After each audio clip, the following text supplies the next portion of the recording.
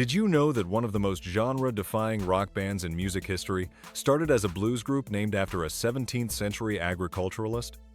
Jethro Tull, the band that would go on to blend rock, folk, classical, and even a bit of jazz into their unique sound, was formed in 1967 in Blackpool, England.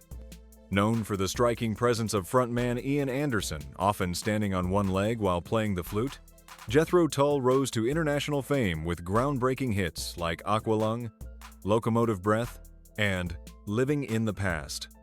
While their hits continue to play on golden oldie stations, many of the men behind the music have passed away, some quietly, some tragically, some even suicide, and few know where their stories ended. Today, we look at the members we've lost along the way, where they now rest, and how their absence shook the foundations of Jethro Tull. Don't forget to like and subscribe, because your support means a lot to us. Glenn Cornick, the original bassist of Jethro Tull, was known for his vibrant energy and masterful musicianship. He played on the band's first 3 albums and was instrumental in helping shape their early sound. Glenn passed away on August 2014 in Hilo, Hawaii, due to congestive heart failure. He was 67 years old. He was cremated, and though his ashes were not interred in a specific public memorial, friends and fans continue to pay tribute through music and memory. Ian Anderson described him as a warm, witty, and talented man, and said his early role in Tull could never be forgotten. Another irreplaceable loss was John Glasscock, who played bass and contributed backing vocals during some of the band's most musically adventurous years. Joining in the mid-70s, he played on albums like Songs from the Wood and Heavy Horses.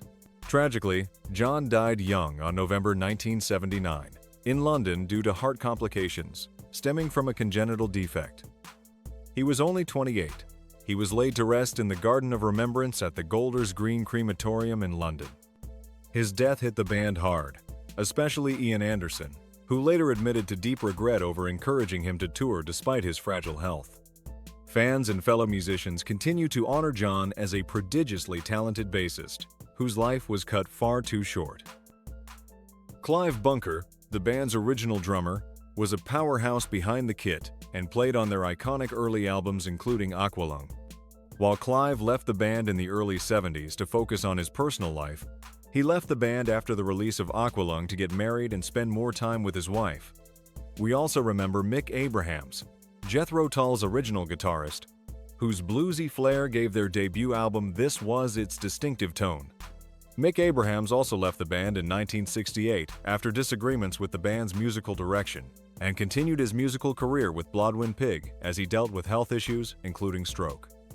Each of these members not only played a part in the band's rise, but also left behind a legacy etched in vinyl and memory.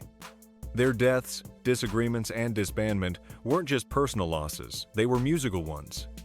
The band had to shift and evolve after each departure, often changing sound, structure, and spirit. Yet, even through the grief, Jethro Tull endured. Today, Ian Anderson, flutist, vocalist, and soul of the band, continues to tour and record under the Jethro Tull name.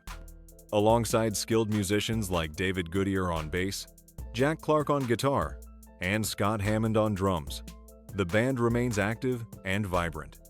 While the faces have changed, the spirit of Jethro Tull, the storytelling, the musicianship, the innovation still resonates on stage and through speakers around the world. The memory of those we've lost lives on in every performance, every album, every fan who still finds magic in a flute solo or meaning in their lyrics. And as long as the music plays, the legacy of Jethro Tull will never fade. Thank you for tuning in. Remember to like, comment, subscribe. Stay tuned for the next update.